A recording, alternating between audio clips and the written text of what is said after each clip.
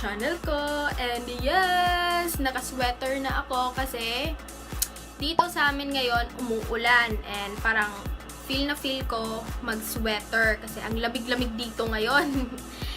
And last time kasi naghahanap ako ng turtleneck. So buti naman nakahanap na ako ng turtleneck sa isang online shop na puro ukay-ukay lahat yung mga binebenta niya. And sige, check niyo lang yung description box kasi I'll link it down below kung saan ko to nabili. Pero add na din ako ng something jewelry, Bubbles and Frack Attack. Bagay naman siya, diba? Charot. So yeah, napapansin niyo sa look ko today.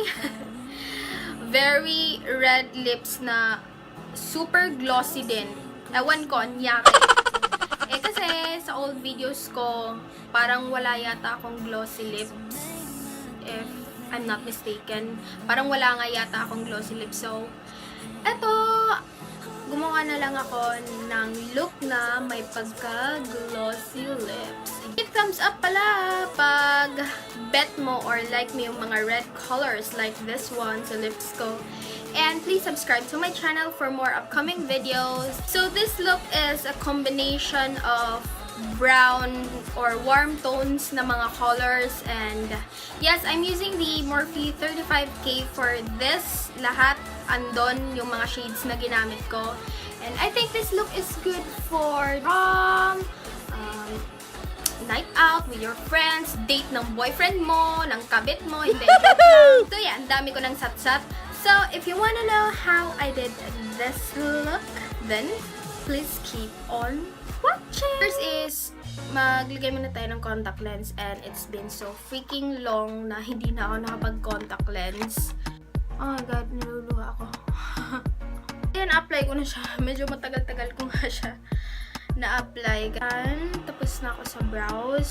Medyo naninibago talaga ako sa contact lens. Oh, hindi ko alam kung anong look gawin ko right now, but parang bet ko gamitin yung Morphe na 35K palette. And na-mention ko to sa last na upload ko na video. And na-link it down below. Just check the description box. Andun yon yung link. Na-mention ko to siya. Of course, we need to freshen up our face. Bubbles and Frack Attack. Very sorry kung medyo napapansin niyo sa face ko. Very haggard. Parang antok na antok ako. For almost 2 weeks pa lang sa school, medyo haggard over sosa na akes yung FESLAC ko. But, yes, this day, and today's a Sunday, and ito lang yung day na bakante ako, so susulitin ko na. So, mag-film ako. Kasi pag Monday, Tuesday, Thursday, and Friday, busy ako niyan. Unfortunately, sa Wednesday, as I've said dun sa last video ko, mag-film ako kasi wala akong class niyan. Una muna tayo sa eyes. For the primer is, ito yung gagamitin ko from the Too Faced. Matagal na to sa akin, hindi ko lang nagagamit. So, parang bet ko siya gamitin now. So, anti-crease pala to na eyeshadow primer. Rekta ko siya i-set using this shade. Katabi siya ng white.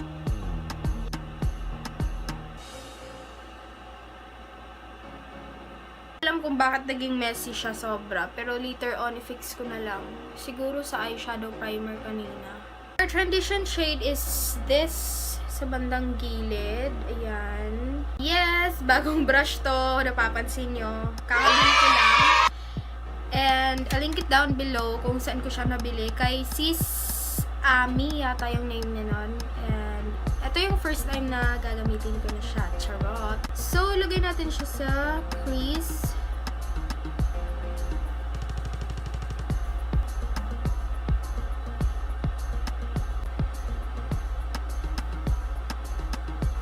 Tapos, ito naman na shade sa baba ng first na transition shade natin dito.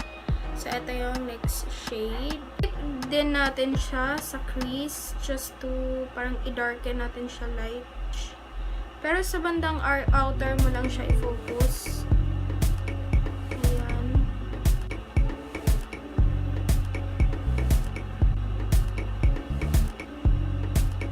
Tapos, ito naman na shade. Something black siya na may pagka, purple undertone. ayan. Medyo may pagka-dark na siya. Then, i-blend natin yung parang kasi hindi siya nababalance. Yung mga harsh lines niya, feel ko nahalata. So, i-blend out natin siya. Tapos na mag-blend, diba? Ito naman na shade. Ang ganda ng shade. Parang foiled siya na something. May pagka-rose gold. And then, this shade on the top after ko mag-apply neto. Mas intense yung kulay niya. Yung mag-spray ako a little bit ng face mist para pack na pack and bongga. And ipat natin siya. So, nag-apply ako ng twice. Saka ko i-apply yung isang fold eyeshadow dito sa center. Ayan, ipat lang. So, yan muna sa eyes. Proceed muna tayo sa face. So, babalik ako ulit sa facial spray to freshen up a little bit. Charot. Ayan. Tapos, eto yung primer. Siya maliit. Minikit lang siya. This is the Too Faced Hangover Replenishing Face Primer with coconut water, probiotic-based ingredients, and skin reviver. So, this is my first time na itry ko siya. Ganyan pala siya. Coconut na coconut talaga. Medyo madami. Parang amoy lana siya. Ewan ko lang, if you have a primer na same nun, comment down below kung ano yung reviews about nun. Kasi this is my first time. Para sa akin, parang nakaka-bother yung amoy niya. Kasi amoy lana siya. Foundation is, eto, gagamitin ko ulit. This is the Maybelline Instant Age Rewind the Lifter. And it has a primer base na inside. And this is in the shade of medium beige. And eto, dala na dala ko to lagi sa school. And this is my ultimate go-to foundation. Most likely, nagamit ko na to sa mga old videos ko, but I will use it again. So, this coverage is actually light to medium lang. Tapos, buildable din siya. So, yung excess naman dito sa neck ko, of course, we're going to conceal that dark circles. Kasi nakakahiya. Alam mo na yun.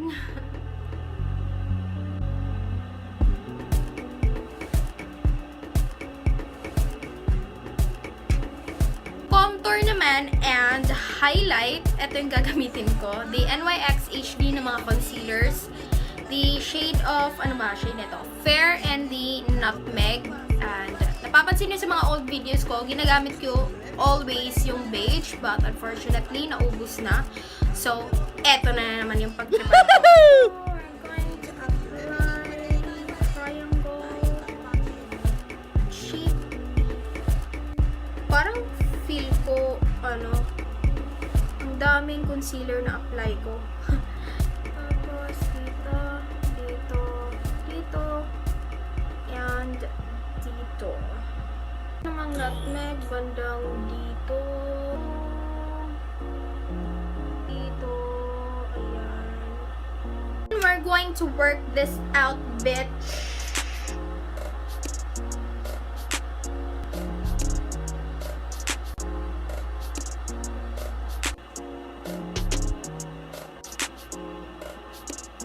Ayan, tapos ako mag-blend. Medyo messy siya. Tapos, we're going to bake using the BYS na mga loose powder. And this shade is medium beige kasi ka-skin tone ko. Charot. Pa rin natatakpan yung pimples ko. Hayaan ko na nga lang.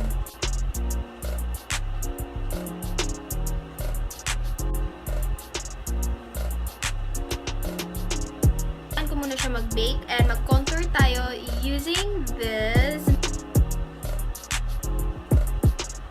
So, tanggalin ko na nga lang ng baked turbabells kasi parang oh my gosh. Para mas define yung contouring. Ayan. For the blush is eto. It's the Peach Blush from the Sansan. And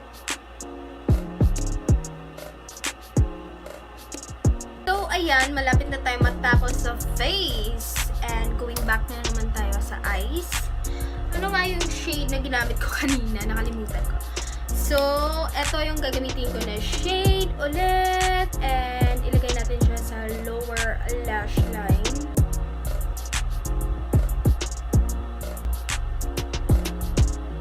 So, eto naman na shade. Eto. So, ilagay natin siya as in malapit sa bandang waterline.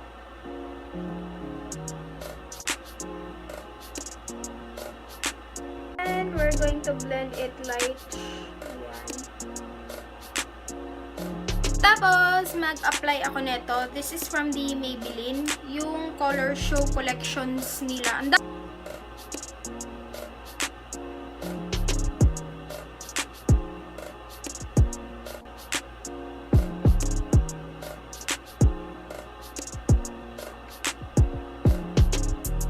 So, ayan, para matapos yung eye look, ito naman, ilagay ko sa inner corner sa bandang tear duct area. Of course, munti ko na makalimutan, kailangan ko palang mag-contour sa nose ko. For the falsies today is eto, nabili ko sa Nichido. So, probably, i-stack ko tong dalawa para mas pack na pack. So, ayan, na-apply ko na yung first pair of lashes. Na-stack ko na yung isa. Mas bongga. Ayan, tapos na. Ano na yung dalawa. Sa lips na tayo. Alam niyo ba, yung Dose of Colors is one of my favorite na liquid lipstick. Maganda kasi yung formula nila. So creamy, pigmented. And yeah, mahal nga siya pero worth it naman. Something kasi very glossy yung lips ko today. So, ito gagamitin ko. This is a lip gloss from NARS. And this is in the shade of Eternal Red. This is the first time na gamitin ko to. And thank you so much kay Gorgeous Angel for giving me this for free. Charot, NARS pa talaga, free.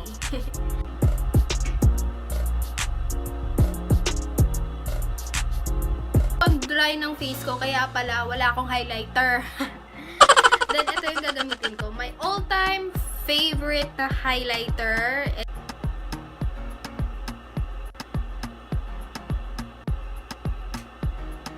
So, this is the final Fez look.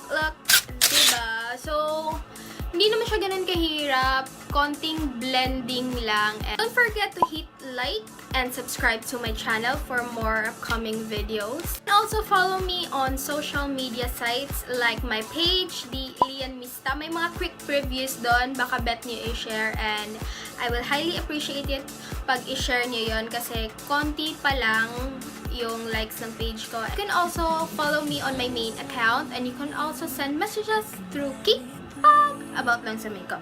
Alam niyo na yun. If you have questions, suggestions, or any violent reactions, please don't hesitate to comment it down below and yes, I will work it out for ya.